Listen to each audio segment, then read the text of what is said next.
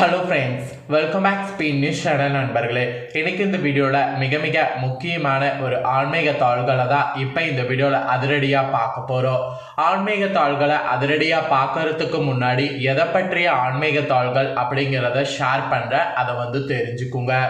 நாளை நாள் தேதி பார்த்தீங்கன்னு வச்சுக்கோங்களேன், ஜனவரியுடைய 21ஆம் தேதி. அதே போல் தமிழ் மாதம் பார்த்தீங்கன்னு வச்சுக்கோங்களேன், குரோதி ஆண்டுடைய 10வது மாதமான தை மாதத்துடைய 8ஆம் நாள். அதே போல் நாளை நாள் கிழமை பார்த்தீங்கன்னு வச்சுக்கோங்களேன், செவ்வாய்க்கிழமை.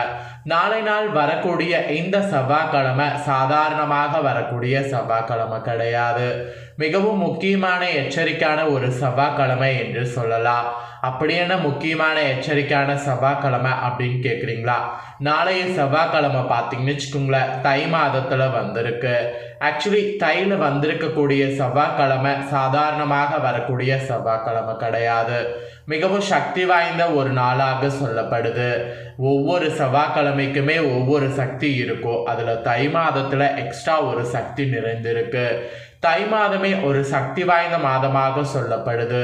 தமிழ் மாதத்தில் 10வதாக வரக்கூடிய இந்த தை மாதத்தில் சூரியன் பார்த்தீங்கன்னு வச்சுக்கோங்களேன், மகர ராசியில் பயணம் செய்வார். அதனால் இந்த மாதம் மகர மாதம் என்றும் அழைக்கப்படும்.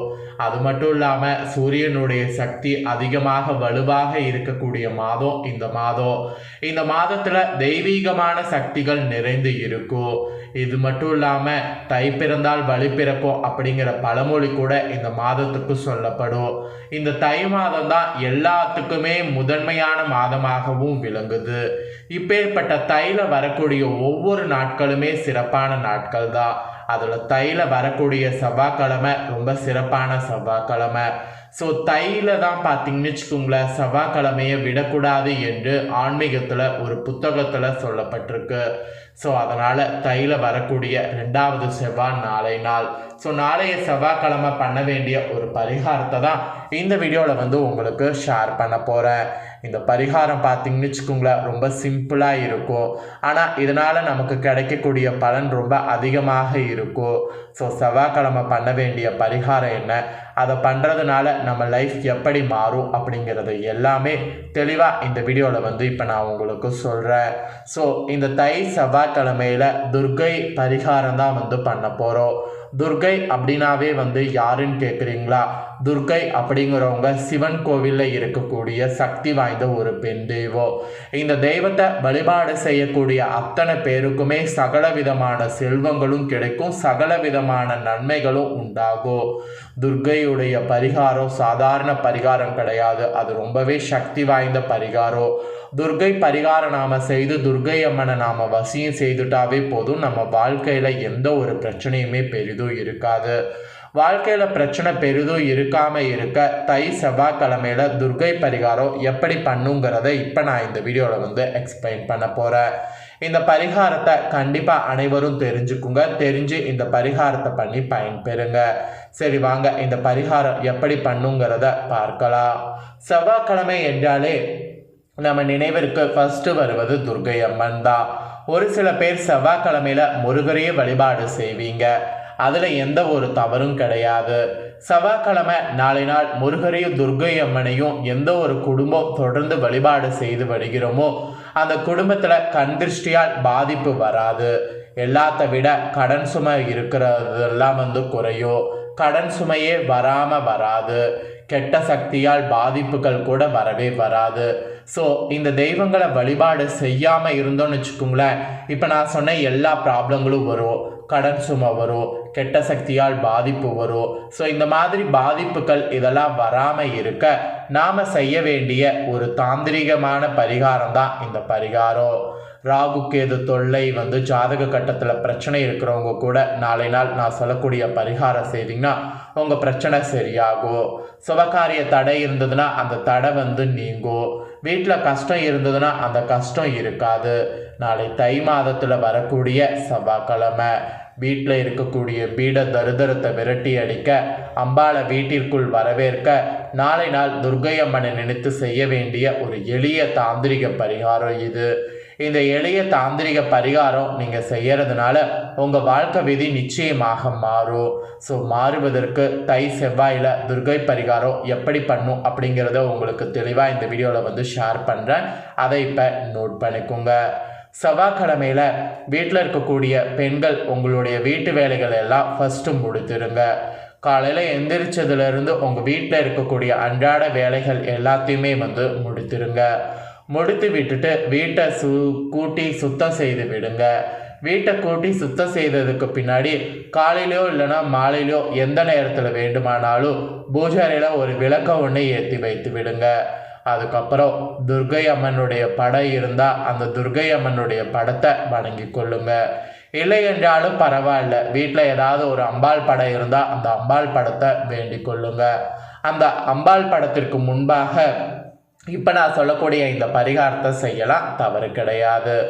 மனநிறைய துர்கை அம்மனே போற்றி துர்கை அம்மனுடைய திருப்பாதங்களை பணிவோம் அப்படிங்கிற மாதிரி சொல்லிக்கொண்டு இந்த பரிகாரத்தை வந்து நாளை நாள் ஸ்டார்ட் பண்ணுங்க. ஃபஸ்ட்டு ஒரு டம்ளர் நிறைய சுத்தமான தண்ணீர் எடுத்துக்கொள்ளுங்க. ஃபஸ்ட்டு ஒரு டம்ளர் நிறைய சுத்தமான தண்ணீரை வந்து எடுத்துக்கொள்ளுங்க. அதில் ஒரு ஸ்பூன் எலுமிச்சம்பழச்சாறை வந்து விடுங்க.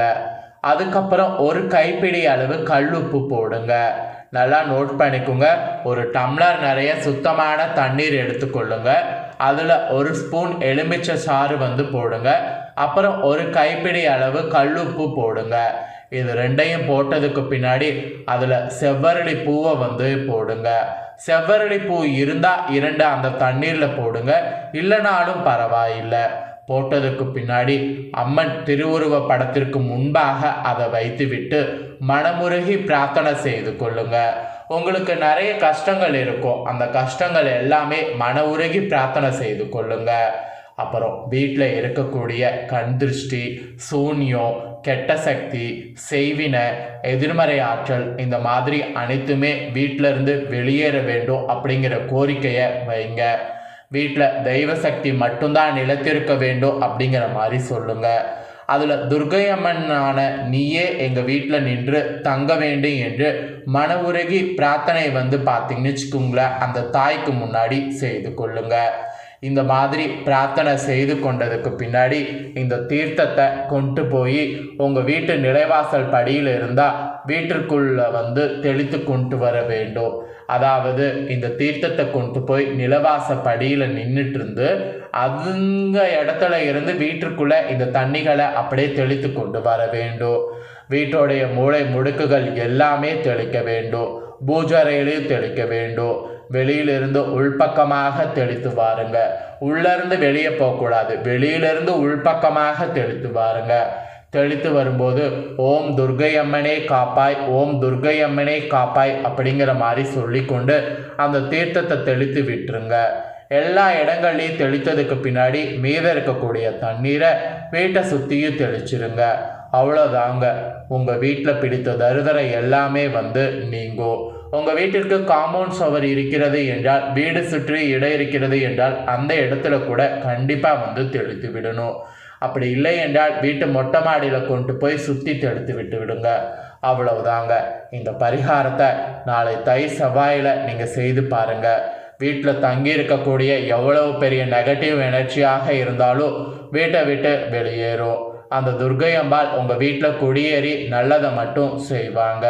அதிலும் தை செவ்வாய்க்கிழமை நாளை நாள் செய்கிறது மிக மிக மிக சிறப்பு வாய்ந்தது. இந்த சிறப்பு வாய்ந்த நாளில் இந்த வழிபாட்டை வீட்டில் செய்யக்கூடிய அத்தனை பேருக்கும் நிச்சயம் நல்லதே நடக்கும். ஸோ அந்த நம்பிக்கையோடு நானும் இந்த வீடியோவை இப்போ நான் முடிக்கிறேன். நம்பிக்கையோடு நீங்களும் செய்து பலன் பெறுங்க. நம்பிக்கை இல்லாமல் செய்தீங்கன்னா பலன் கிடைக்காது. நம்பிக்கையோடு இதை செய்தீங்கன்னா மட்டும்தான் பலன் கிடைக்கும். அதனால் நம்பிக்கையோடு செய்து பலன் பெறுங்க. ஸோ நீங்கள் இந்த வீடியோ பார்த்து தெரிஞ்சு இதே போல் செய்து பயனடைகிறது போல் உங்கள் ஃப்ரெண்ட்ஸ் ஃபேமிலியில் இருக்கிறவங்களும் இதை தெரிஞ்சு பயனடையணும்னு நினச்சிங்கன்னா வீடியோ லைக் பண்ணி ஷேர் பண்ணுங்கள். உங்கள் ஃப்ரெண்ட்ஸ் ஃபேமிலியில் இருக்கிறவங்களும் வீடியோவை பார்க்கட்டும். அவங்களும் வீட்டில் இருக்கக்கூடிய நெகட்டிவ் எனர்ஜியெல்லாம் வெளியே போவதற்கு இந்த தாந்திரிக பரிகாரத்தை இந்த வீடியோவில் தெரிஞ்சு நாளை ஒரு நாள் இதை செய்து பயன்பெறட்டும். கண்டிப்பாக வீடியோ லைக் பண்ணி ஷேர் பண்ணுங்கள். உங்கள் ஃப்ரெண்ட்ஸ் ஃபேமிலியில் இருக்கிறவங்களும் பார்த்து பலனடையட்டும். மேலும் இதே போல் புதிய அப்டேட்டான நிறைய வீடியோ நம்ம சேனலில் போடப்படும். அதை எல்லாத்தையுமே உடனுக்குடனே தெரிந்து கொள்ள மறக்காமல் நம்ம சேனலை சப்ஸ்கிரைப் பண்ணுங்கள். கூட பெல் பண்ண ப்ரெஸ் பண்ணுங்கள். அதை பண்ணிட்டீங்கன்னா நான் போடுற மற்ற அப்டேட்டான எல்லா வீடியோஸும் உடனுக்குடனே தெரிந்து கொள்ளலாம். ஸோ மறக்காமல் பண்ணுங்கள். நெக்ஸ்ட்டு இதே போல் சுவாரஸ்யமாக வேறொரு வீடியோவில் உங்களை சந்திக்கிறேன். நன்றி, வணக்கம்.